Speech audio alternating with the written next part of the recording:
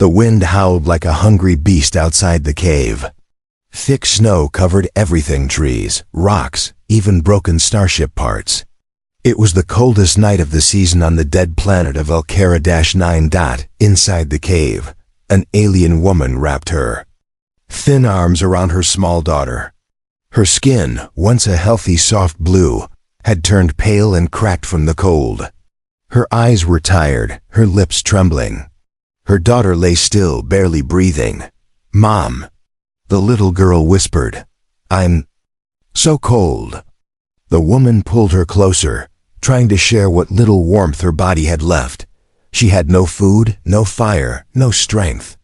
They had escaped the slave ship 2 days ago. They had run until their feet bled.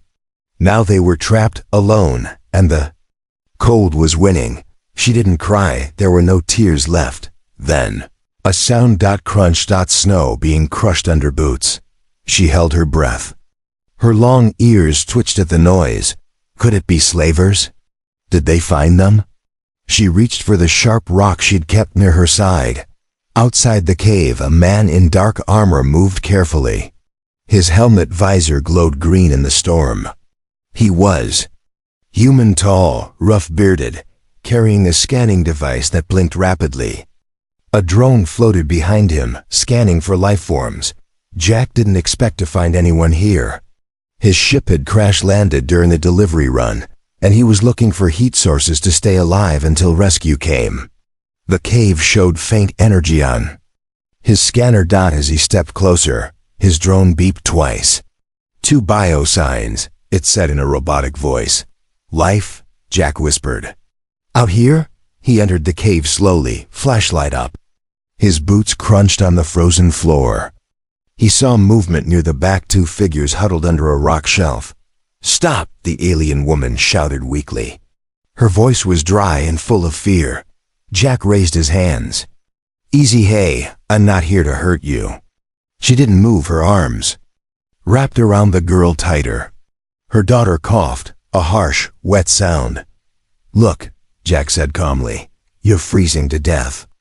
I've got a thermal blanket, just let me help." The woman hesitated. Her kind had been hunted by humans before. But something in this man's voice, something warm, made her pause. Jack pulled a thermal pod from his pack. He pressed a button, and it expanded into a glowing heat tent. The cave air slowly grew warmer. The woman blinked in disbelief. Warm air touched her cracked skin. Her daughter whimpered in surprise. Jack stepped back. "See? Not a trick." The woman slowly shifted forward. "Who are you?" "Name's Jack," he said. "I crash-landed near here." She looked at him closely. His eyes were tired, but kind. "I'm Lyra," she whispered. "This is my daughter, Saya." Jack knelt. "She needs help. She's burning up." "I know," Lyra said, "but we were running. I had no medicine, no fire, nothing." Jack pulled out a field kit. "I've got basic meds and heat packs. It's not much, but it's something." He gently placed a warming patch on Saya's chest. Her breathing eased a little. Her eyelids fluttered. Lyra stared at Jack. "Why? Why would a human help us?" Jack looked her in the eye. "Because no one else will." Silence filled the cave. Outside, the storm grew worse. Snow beat against the rock, but inside the small, glowing shelter, it was almost quiet. Lyra's hands trembled. "You don't understand. If you help us, you're in danger too. They're hunting us, slavers." Jack sat beside the heat pod. "Let them come. I've been hunted before." He smiled softly. "Besides, I don't leave people behind, human or not." Lyra felt her heart tighten. No one had spoken to her like that in a long time. Saya stirred. Her tiny voice broke the silence. "Mom, who is he?" Lyra looked down. "He's a human." Saya blinked. "A good one?" Lyra's eyes filled with tears. Maybe the last good one." Suddenly, beep, beep. Jack's drone flashed red. Unidentified engine signature detected approaching from west. Jack stood quickly, eyes sharp. "We've got incoming. Stay behind me." Lyra clutched Saya tightly. "It's them." Outside, a faint blue glow lit up the snow like a ship scanning the ground. Jack tightened his grip on his blaster. "Looks like this rescue mission just got complicated." Snowstorm winds screamed outside like wild ghosts, inside the glowing thermal pod. The cave felt almost safe, but only for a moment. Jack stood at the entrance, peering out through his scanner. A soft blue pulse swept across the rocks, an enemy searchlight. "Stay quiet," he whispered. Voice sharp. Lyra held her daughter Saya tightly and crawled farther into the shadows. Saya's breathing had calmed, but her skin still burned with fever. Jack's drone hovered beside him. Its sensors flicked red. Slaver patrol craft, model, Vorn class, range, 200 meters. Jack narrowed his eyes.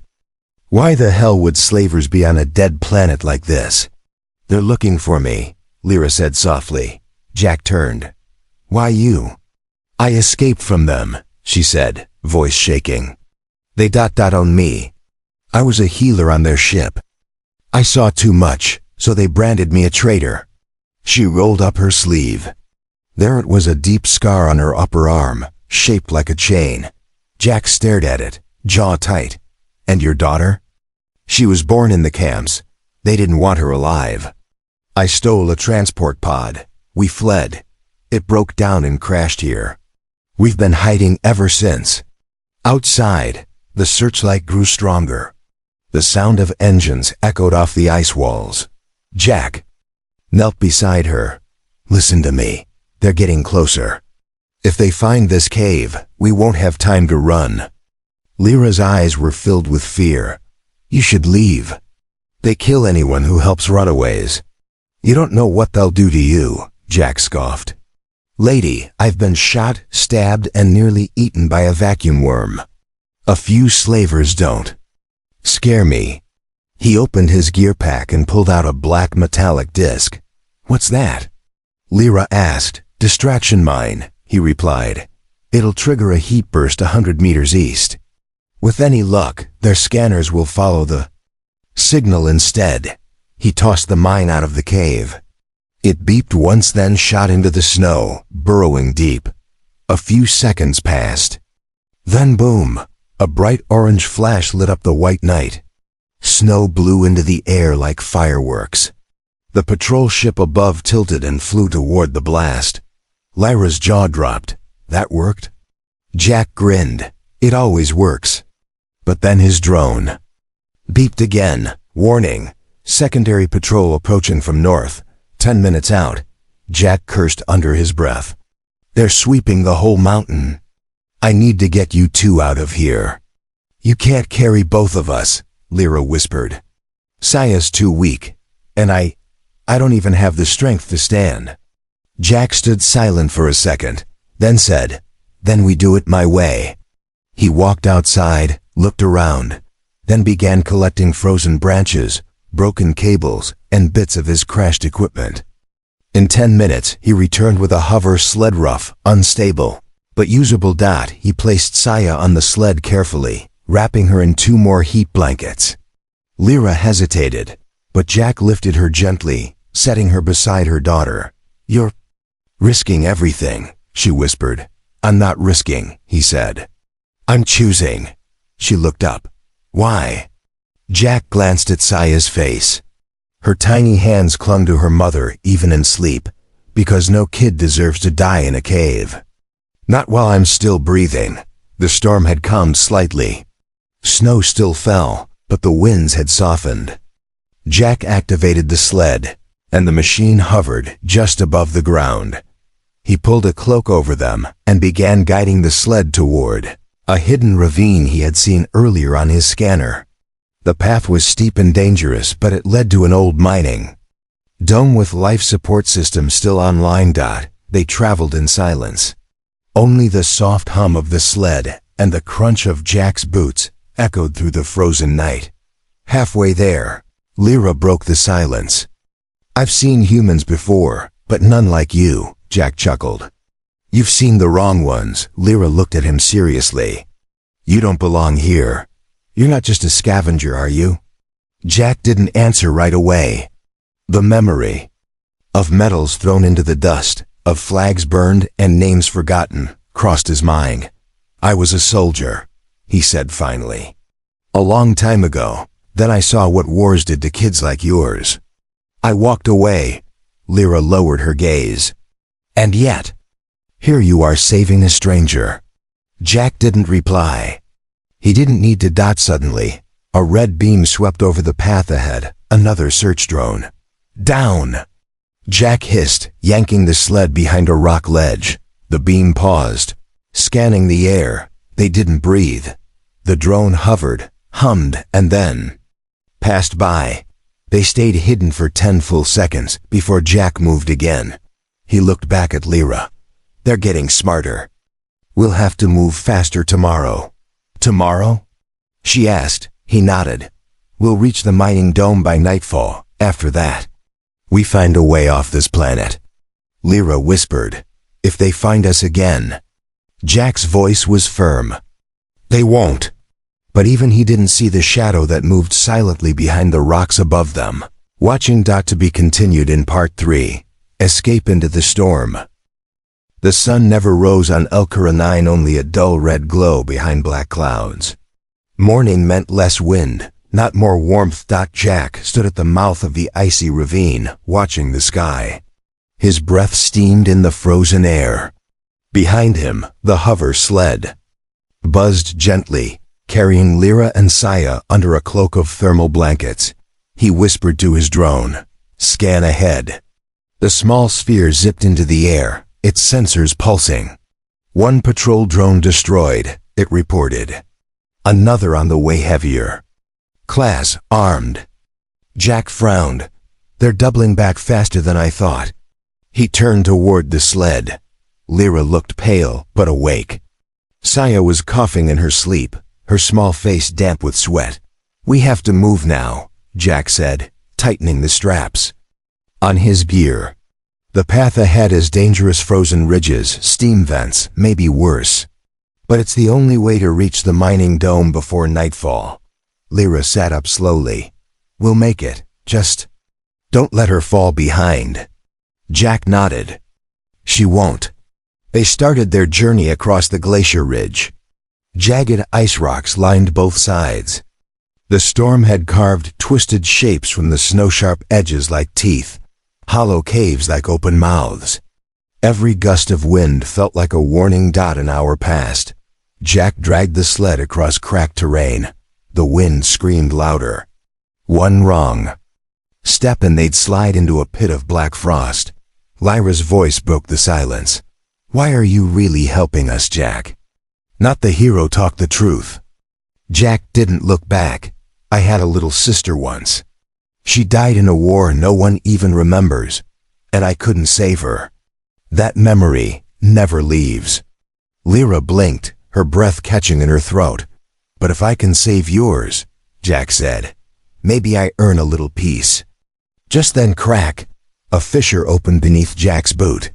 He leapt back too late. The ice shattered, and he plunged waist-deep into freezing water. "Jack!" Lyra screamed. He gasped, pulling himself up as the sled lurched to the side. Saya whimpered. The crack spread toward her. Jack roared, lunging forward, gripping the sled's edge and dragging it to safety. Ice scraped his arms. His suit hissed from damage. He rolled onto the ground, coughing and shivering. "Are you hurt?" Lyra asked, crawling over to him. "I'm fine," Jack muttered. "Just a cold bath." But the worst wasn't over. Above them, a shape moved in the fog, tall, heavy, with glowing red eyes. Jack grabbed his blaster and aimed. The shape didn't fire, it just watched. "Slaver?" Lyra whispered. "No." Jack's eyes narrowed. "That's not a slaver." The figure stepped forward. It was armored head to toe in dark silver. A bounty hunter. Rare, deadly, and always paid in full. Jack stood between it and the sled. "Keep moving," he told Lyra. "Take the sled, stay low." I won't leave. I said go. The bounty hunter raised one hand. A signal pulse rippled through the air. Then his voice, calm and strange, echoed from his helmet. You're protecting them. Why? Jack replied, gun still aimed. Because they need protection. They're fugitives. They're alive. Silence. Then the bounty hunter tilted his head. You are not like the others. Jack's voice didn't change. And you don't look like someone eager to kill an unarmed child. Another long pause. Then dashed surprisingly. The bounty hunter lowered his weapon. My debt is paid, he said. I owe a human from long ago. This makes us even. He turned and vanished into the storm. Jack blinked. Stunned. Lyra crawled forward. What just happened? No idea, Jack muttered, holstering his weapon. But I'm not complaining. They continued onward, but now the wind had turned bitter again. Frost coated Jack's soaked boots. The sled's hover unit began sputtering. At the ridge's end, they saw it, the dome. It stood crooked on broken legs, half buried in snow. Rusted panels, dim lights. But it was real. They made it inside just as the wind roared louder behind them. The dome's seal hissed as it closed. Warm air flooded the chamber. Jack collapsed. Against a wall, exhausted. Lyra looked around. This place. It's still alive. Barely, Jack said. But there's heat, and maybe supplies. Saya stirred and opened her eyes. Mom, it's not cold anymore. Lyra kissed her forehead, tears sliding down her cheeks. No, my love, not anymore. But as they settled into the dome shadows, a soft red light blinked above them. A forgotten surveillance unit. Somewhere far away, someone had just received a signal motion detected. Unauthorized lifeforms present, and whoever saw that signal was already changing course. To be continued in Part 4. The enemy speaks. The mining dome groaned in the wind like an old beast trying to sleep. Jack sat near a small energy core, drying his boots beside a flickering heater. Lyra fed drops of warmed nutrient gel to Saya, who lay on a pile of thermal sheets, her breathing steadier now. For the first time in days, it felt quiet, safe. But Jack's gut didn't trust silence, not here. He scanned the dome's interior. Rusted tools hung on broken walls. Ice crept in through old cracks. But something else caught his eye, red blinking light above a broken console. Motion trigger, he whispered. Lyra looked up. What does that mean? It means someone knows we're here. He crossed the room fast, pulling wires, shutting down old transmitters. But it was too late. Somewhere in deep space, an alert had already been sent. And someone had already changed course. 3 hours later, the wind had stopped. A strange, sudden calm wrapped the outside world. Jack didn't like it. He stepped out of the dome to check the perimeter, his breath visible in the cold. Then he heard it. A hum, soft, smooth, artificial. He turned and froze. A small, sleek ship hovered above the snow, no markings. No noise except that humming engine. And standing beside it, cloaked in red and black armor, was a creature Jack hoped never to see again. Slaver Commander Vesh. Jack's eyes narrowed. You, the slaver's voice came through a translator, low and silky. Human, I didn't expect your kind to meddle here. Jack raised his weapon. Leave, now. Vesh tilted his head. You don't understand.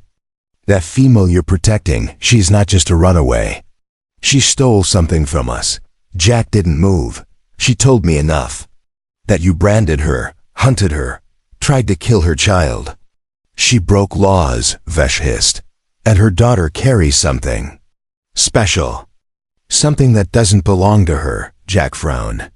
She's just a child. Vesh's smile twisted under his helmet. That's what makes her valuable. Suddenly, his soldiers appeared from behind rocks. 4 of them. All armed, Jack's mind raced. His drone hovered behind him, awaiting command. Give them up, Vesh said. And I'll let you live. Jack sighed. Bad offer, he said. Then he dropped his smoke charge. Boom, white fog burst across the snow. Jack rolled, fired 2 shots. One hit a slaver square in the chest. The others spread out. Confused. Jack yelled into his cum. Lyra, grab. Saya, get ready to run. Inside the dome, Lyra jumped to her feet. She wrapped Saya tightly and headed to the emergency hatch at the back of the structure. Her heart raced. Back outside, Jack was outnumbered. 1 slaver charged. Jack dodged and slammed a blade into its neck. Another fired. His drone intercepted with a flash shield, but Vesh wasn't moving. He simply waited. Then Lyra appeared in the distance, running with Saya in her arms. Vesh's eyes followed her. That child, he said, has the blood of 2 species. She's the key to something ancient, something powerful. Jack's heart froze. What are you talking about? The girl is not just a hybrid, Vesh said. She is proof. Proof that our races are compatible, that we can be merged. That one day, her kind could outlive ours. Jack shook his head. She's just a little girl. To you, Vesh whispered. To others, she is a weapon or a miracle. A slaver lunged at Jack. He turned and fired. The bolt hit, but not fast enough. The blow knocked Jack back, his shoulder bleeding. Lyra reached him, panting. We need to go, now. Jack gritted his teeth. No argument here. He hit a switch on his belt. The drone beeped, then shot into the air, emitting a sharp pulse. Burst of light exploded overhead, blinding. The slavers screamed, shields down. Jack grabbed Lyra's arm. Run for the canyon. There's a drop tunnel on the far side. They ran, snow kicked behind them. Blaster fire scorched the ground near their heels.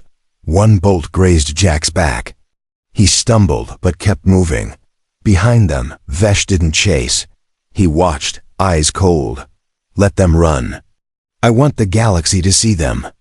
That girl will lead us to answers. He turned to his ship. And when they trust you, little hybrid, I will come collect. In the deep canyon ahead, Jack and Lyra collapsed behind a rock outcrop. Saya whimpered softly. Jack was bleeding, but smiling. You're crazy, Lyra said between breaths. I get that a lot, he muttered. She looked down at her daughter, then at him. They want her. For something big. Something we don't even understand. Jack looked into Lyra's eyes. Then we don't stop. We run, we hide, and when the time comes we fight. She reached for his hand, held it tight. And behind them, far in the sky, the stars shifted. The game had just changed. The canyon was silent now. Too silent. Jack crouched behind jagged rocks, wrapping quick seal tape over the wound on his back. His breathing was sharp, controlled. Lyra sat nearby, cradling Saya. The little girl's skin was still warm, but her eyes fluttered weakly. The slavers had pulled back, but Jack knew better. They weren't gone. They were watching, waiting. Lyra spoke first. She's getting worse. Her body's burning inside. What did they do to her? Jack didn't answer right away. He tapped a few buttons on his wristpad, pulling up a reading. From his drone scans, her DNA's mutating, he said finally.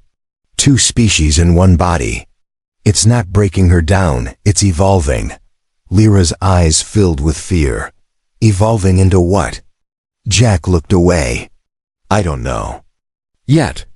That night, while Lyra and Saya slept under a heat sheet, Jack got to work.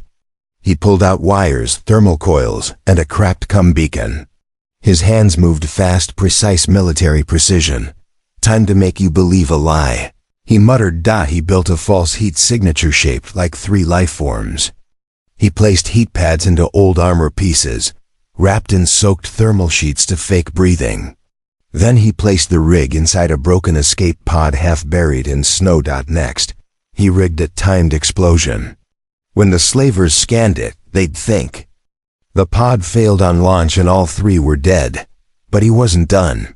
He pulled up an old access code, one that only human defense forces used during the last war. He embedded it in a distress call. and launched it quietly into orbit. Message sent, his drone confirmed. Jack exhaled. Let's see who still remembers my name. A few hours later, Vesh and his slavers arrived at the wreck site. Scanners picked up heat signatures, identical to Lyra, Saya, and Jack. Explosion residue, one soldier reported. They tried to launch. Engine failure, no signs of life. Vesh stared at the smoke. Too easy. He muttered. Still, the readings were solid. Even internal organ temperatures matched. Whoever built the trick was smart. Vesh turned. Fine. Burn it. Leave no trace. If they're alive, they'll show themselves again. The slavers left. And the trap held far away, under the frozen cliffs of an abandoned ore tunnel. Jack waited. He saw the fire in the sky as the slavers torched the fake wreck. He smiled, worked like a charm. Lyra looked stunned. They really think we're dead? For now, Jack nodded. That gives us time. Time for your daughter to heal, and for help to come. Lyra leaned back against the rock wall, clutching Saya. You said you sent a code, but to who? Jack's face turned serious, old. Contact, Captain Reyes, Human Federation. Haven't spoken in years, but she owes me. And if she doesn't come... Jack glanced at his blaster. Then we make it off this planet the hard way. Lyra gave a weak laugh. You make it sound so easy. I've done worse with less, Jack said, smirking. Besides, it's not just about escape anymore.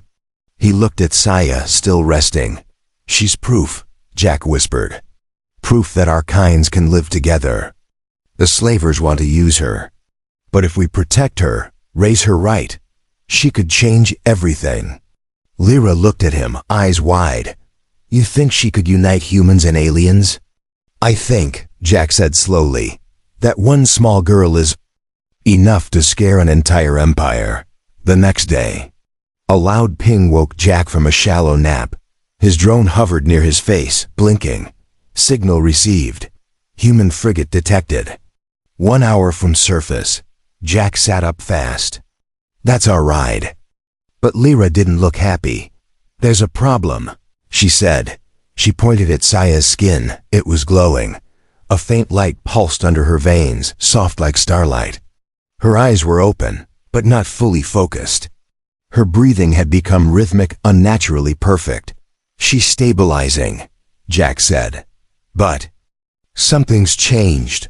Lyra held her daughter tighter. Is she still my daughter? Jack placed a hand on her shoulder.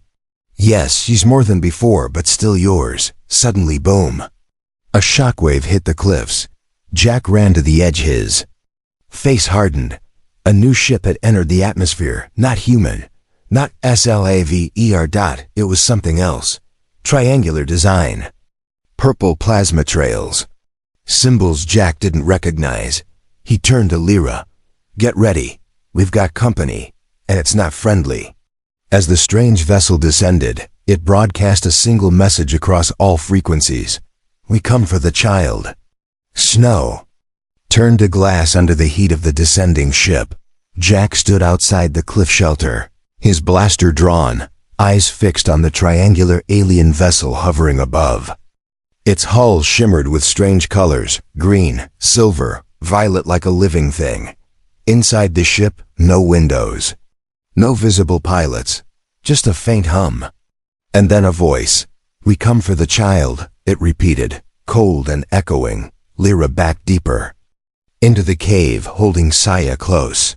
The girl was glowing now, not just her veins, but her eyes too. Soft golden light, pulsing slowly like a heartbeat. Jack spoke through gritted teeth. You're not getting her, he turned to Lyra. Stay inside. Seal the hatch. If I don't come back, keep running. No, she said firmly. We face this together. But before Jack could argue, the ship opened. A ramp unfolded with no sound. From within, 4 figures stepped out. Tall robed, faces hidden behind crystal masks. One raised a glowing staff. We are the archivists of the rune. We are not your enemy. Jack kept his blaster raised. You flew through a war zone and declared you want a child. Start explaining. The lead figure spoke again. The child is unique. Not just in blood, but in destiny. Jack didn't lower his weapon. Funny how everyone wants her for something. She is the first of a kind foretold long ago, the archivist said. She can unlock ancient memories buried in both our species. She must be protected. Lyra stepped forward, cautiously. Protected ... or used. Another figure pulled. Back there who ... Lyra gasped. Rowland? She whispered. The man nodded. Sister. Jack's eyes widened. Wait, your brother? Rowland stepped forward. His skin was like Lyra's, but marked by metallic lines. His eyes glowed faintly. You told me he betrayed you, Jack said. I thought he did, Lyra said, voice shaking. Rowland's voice was calm. I helped her escape. I left behind my rank. Joined the archivists. Our people. We were lied to. The child isn't a curse. She's hope. Jack still didn't trust him. Why now? Rowland looked directly at Saya. Because the slavers know. And if we don't act, they'll take her and use her against every race in this galaxy. Then, suddenly bang. A plasma bolt blasted into the snow near Jack's feet. From above, 2 slaver fighters streaked down. They followed the signal. Jack yelled. Archivists scattered. One fired a blue energy shield into the air. Another carried Saya into the Fey cave. While Jack and Lyra sprinted for cover, Jack turned to Rowland. You said you'd protect her. I still will, Rowland shouted. But first, you must trust me. Another explosion rocked the cliffside. The mining dome visible in the distance shuddered under the shockwave. We have to move her, Lyra said, voice shaking. That ship isn't safe anymore. Jack made a decision. We go back to the dome, he said. There's an old drop pod system beneath it. If I can reboot it, we launch her out of reach. But the dome is damaged, Lyra warned. I know, Jack said, running. That's why I need time and a big bluff. They reached the mining dome just as slaver dropships landed nearby. Jack dashed to the lower floor, kicking open a rusted panel. Beneath it, wires, dust, and the remains of a forgotten launch bay. He called up to Lyra. Get her strapped into the pod. Don't launch until I give the signal. Upstairs, Saya blinked weakly, her light flickering. She looked up at Lyra. Mom, I hear voices in my head. Lyra's breath caught. What kind of voices? They're calling me Key. They say I unlock the door. Outside, slavers broke through the gate. Vesh stepped into the dome. Weapon drawn. You lied to me, he snarled at Jack. But I always knew you would, Jack smiled. Funny, I always knew you'd walk into my trap. He pressed a button. Boom. The upper dome exploded, just enough to collapse metal beams. Dust and fire rained down, blocking Vesh's path. Launch her! Jack shouted. Lyra slammed her fist on the pod panel. Whoosh! The pod shot into the sky, a trail of light behind it. Vesh roared and fired, but too late. She's gone, Jack shouted. And this time you won't catch her. Vesh lunged forward, but Rowland stepped between them. You'll never reach her, Rowland said. Vesh growled. Then I'll start with you. He fired. Rowland took the shot to the chest, collapsed in Lyra's arms. Brother, she cried. His eyes glowed one last time. Protect her, always. Then his heart stopped. Jack fired again, pushing Vesh back. Then he pulled Lyra to poo. Safety. Above, Saya's pod vanished into the clouds, destination unknown. But the galaxy had just received a signal. The child lives. And the war for her future has just begun. The stars looked different now. Cold and quiet. They stretched forever beyond the glass of the escape pod like a sky that had forgotten how to blink. Inside, Soya floated gently, wrapped in warmth, eyes half closed as starlight shimmered through her golden glow. She wasn't crying. She wasn't afraid. She was changing. 3 days earlier, Captain Reyes stood on the bridge of the UHS Valor. one of the last human deep rescue frigates. A coded signal blinked on her display, an ancient frequency, encrypted with a name she hadn't heard in 10 years. Jack. Warden, her jaw tightened. Set course for Elkaranine, she ordered. We fly fast and armed. But Captain, her officer warned, that planet's locked down by slaver patrols. I don't care, she snapped. That man once pulled me out of a burning freighter with 2 broken legs and a plasma. Storm overhead. If he's calling now, it's for something bigger than all of us. Present moment. The Valor caught the pod near a drift belt on the edge of Sector 7 Gamma.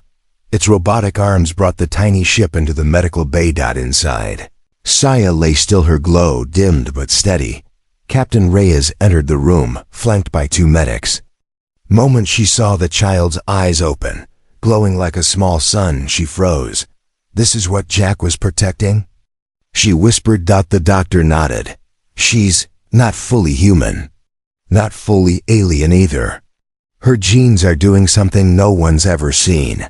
Evolving every minute. Reyes looked closer. Saya whispered weakly, "Is my mom safe?" Reyes knelt.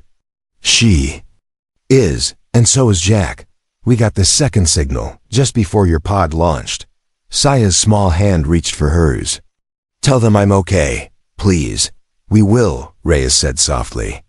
And until then, you're home here, back on Elkaranine.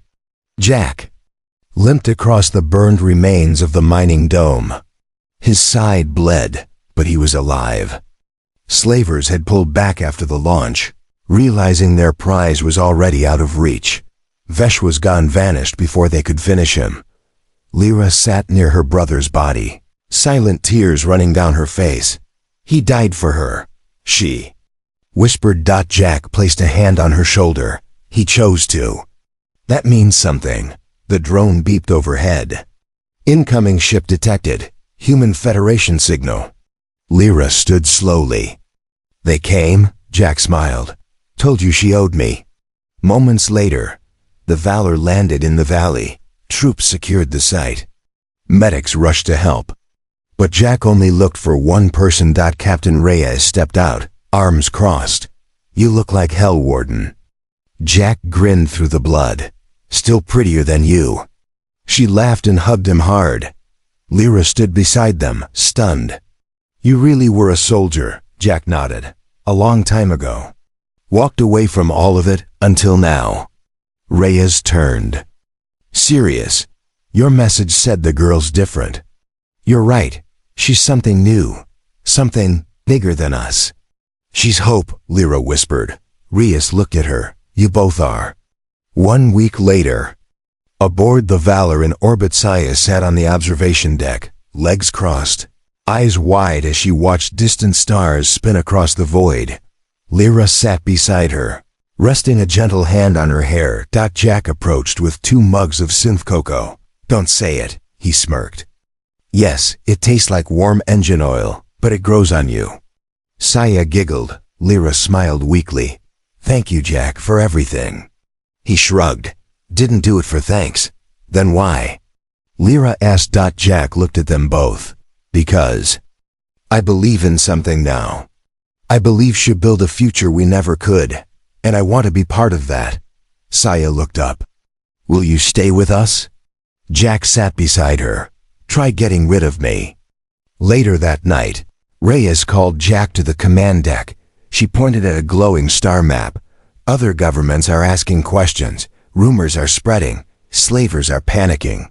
The archivists have gone silent. You've started something, Jack. He nodded. We didn't mean to, but it happened, she said. And now, the galaxy is watching. Jack leaned over the console. Then let them watch. Let them see what happens when one human, one alien, and one little girl stand together. He turned away, heading back toward Lyra and Saya. Reyes called after him. Where will you go? Jack paused at the door. Someplace new, he said. Someplace where a child can grow up free. As the Valor cruised beyond the dead world of Elkaranine, 3 figures stood at the glass window of their new home among stars. A woman once hunted, a man who walked away from war, and a child born to light a new path. The galaxy didn't know it yet, but everything had just changed, and humanity had just earned a new beginning.